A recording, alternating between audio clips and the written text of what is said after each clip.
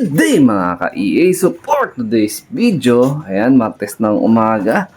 Napakaganda ng ano ngayon, ng morning natin mga kalapatids. Malamig pa rin, pero medyo nabawasan na bahagya. So ang update, so syempre kailangan natin na mabilisan na balik kondisyon sa mga ibon natin. Syempre especially dun sa dalawa, lalo na yung live natin. Ayan, si Red Admiral. So, nabitin lang ng uwi yung ating isang Warriors. So, based dun sa last natin na vlog, hindi ko na napakita yung arrival niya. Late kasi. So, ang naging tendency, syempre, isang clock at isang cut-off. Ayan. So, tatanggalin ko na rin yun mamaya. So, Friday ulit basketing natin para sa ating second lap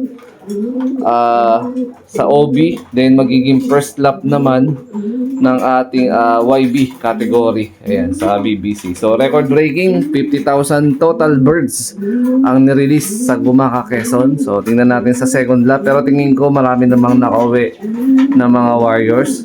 Although yung iba na late, pero mas marami yung clock syempre. So, panibagong entry na naman para sa ating YB category para sa Friday, no? Ayan. So, team summer natin bukas is magpapawala na tayo. Yan, may mga tubo na, yung mga bagwis nila. Ayan, nasisilip ko na, yung mga may iksi doon sa may laylayan. Yan na yung bagwis nila. Ayan. Kayang-kaya na magsiangat ng mga to. Maliban na lang dito. Ayan. Kasi ito nakatodo ng ano to feathering Parang hindi mong magkaliwat kanan na bagwis ang inano natin sa kanya. Ang tinanggal para makapag-regenerate ng bago at saka quality ng mga pakpak. Ayan. Kasi totally nag-dry talaga siya. Ayan. Tapos ito yung bagong pares ni Admiral. Kung hinahanap niyo yung dalawang warrior ko, yan, nandito dahil mag-force fly muna tayo. Kasi nga tamad na rumonda. So, kahapon maghapon, flashing lang tayo tapos pahinga.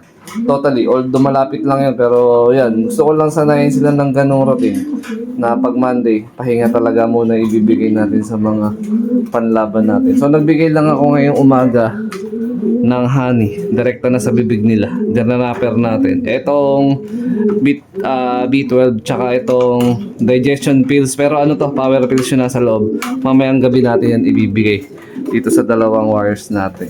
Yan. Mga ano naman natin, plain water lang, you know. Yung mga breeders, ayan, pinagsama ko na yung ano, yung mga magkakatapat. Itong nasa gitna.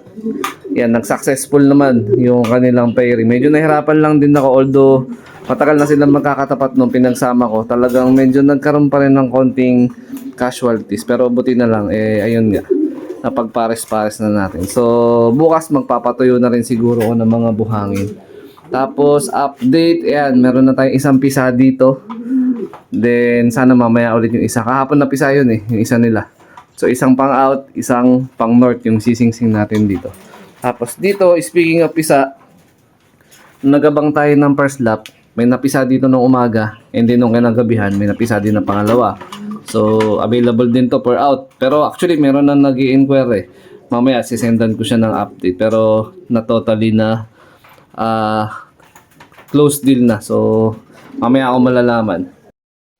So yan, speaking, yung isa kahapon na pisa, yung isa ngayon nilaglag na nila yung yung eggshell. So dalawang pisa din dito, tag dalawa.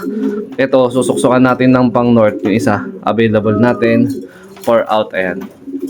A few moments later. Nandito tayo sa open area. Ayan. So kahapon meron mga nag-trending post mga kalapatids, no, regarding dun sa batas na sinusulong ng mga kalapatids natin dyan na anti-lambat. So Republic Act 117, anti-lambat, lambatero. So isa na po yung ganap na batas. So shoutout po dun sa congressman na talagang tinaguyod yung batas na yan, no? So matakot na sana yung mga gumagawa ng paglalambat every time na merong karera ang mga kalapatids natin. So isang malaking balakid kasi yan sa mga kalapatids natin, especially sa atin pagdating sa karera, no? Instead of dapat ang magiging casualties na ng mga ibon, panahon, tukod, no? Yung tukod sa ibang loop or sa ibang lugar, tsaka yung mga falcon predator. So sumasama pa, mataas ang percentage ng nawawala mga ibon dahil sa paglalambat. So sana lahat ng gumagawa niyan is magbago na.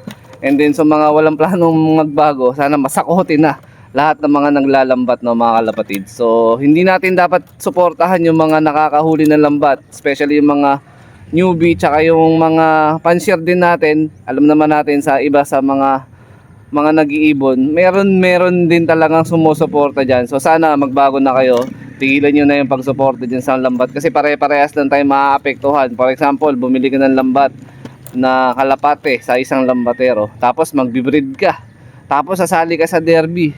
So same scenario lang, no? Kung patuloy yung mga naglalambat, pwedeng ibon mo din ay masakote dyan sa lambat na yan. So paano ka mananalo, or paano tayo mananalo? So sana wag natin suportahan yung mga ganyang klaseng gawain, no, mga kalapatid. So nandito tayo ngayon sa open area, mga kalapatids, para nga mag forced fly. Ayan, yung ibon ng tropa, oh, mag forced fly na rin sila dun, no? So majority naman ng mga kalapatids natin dito sa loob ng subdivision is nakapagpa-uwi and then nakapagpa-clock. Meron lang din mga ilan na may na-late ng isang ibon sa kanila, or may nag-see you tomorrow. Pero more or less halos nasa 100% kompleto pa yung ibon nila. So by Friday, na-expect natin or ina-anticipate natin baka nasa 50,000 birds pa rin ang i-release sa Buena Vista, Quezon. Ayan, mga kalapatids. So ito na yung wires natin, papawalan na natin to.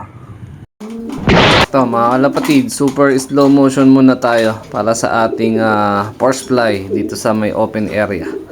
Ayan, so yung dalawa nating ibon. Ayan. Okay naman yung mga pitik ng mga bagwis nila. Kompleto pa rin yung magkabilang mga pakpak. Kumbaga wala pa nalalaglag.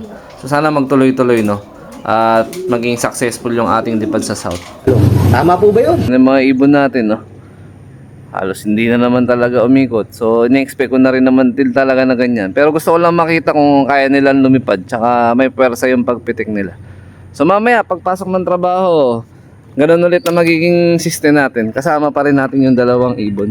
So weather update naman dito sa San Jose del Monte, Bulacan. Pag ganitong oras talaga, nasa around 6:30 hanggang 7:30. Ganito ang status. Medyo maulap. Pero pagdating naman ng mga bandang alas 8:30 hanggang alas 10, mainit na. So saktong-sakto yung init. Pagdating ko sa trabaho, putok na yung araw. So mapapagpag na natin sila. So yun, good luck sa lahat na magsasampa sa first lap ng YB, second lap ng Old Bird. Ayan. 75 years later. So pakainin na natin yung mga wires natin. Ayan. Siyempre, powered by Kalapatids, Flyer and Breeder Mix. Shoutout Sir Ronald Gonzales. Ayan, sa mga gusto umorder, Domerecta, ayan, flash ko na lang dyan sa screen para sa inquiries. Yung mga may poultry supply na, o may tropa kayo na may poultry supply at gusto malaman kung paano nga makakuha, ayan, PPM nyo lang yung nandyan sa screen na yan, syempre. Ayan, nagbigay lang tayo ng mekos-mekos. Feeds nila ngayong umaga, tapos plain water lang. Ang problema, baka may aawati na naman tayo. Ayan, lumabas na si Admiral, ayun, oh, kumain na. Pati si Lady Inbreed. Sana makabawi sa padating na first lap ng YB. Ayan, kahit na late siya noong nakaraan, at least umuwi pa rin siya ng Daybird. Late lang ng 2 hours. Ayan, masaklap, pero kailangan natin tanggapin yung katotohanan. Pero hanggat lumilipad at hanggat umuwi, tuloy ang laban dahil MacArthur banded natin yan. Malay natin, sa unang 2 hanggang 3 lap, medyo late talaga siya. Pero pagdating ng dulo, especially MacArthur, kung lulusot at papalarin, makapagpaklak siya doon. So wala pa tayong record ng MacArthur, although 2 beses tayo nakapag-Javier. So sana palarin tayo sa pagkakataon na to. Ayan, kamusta?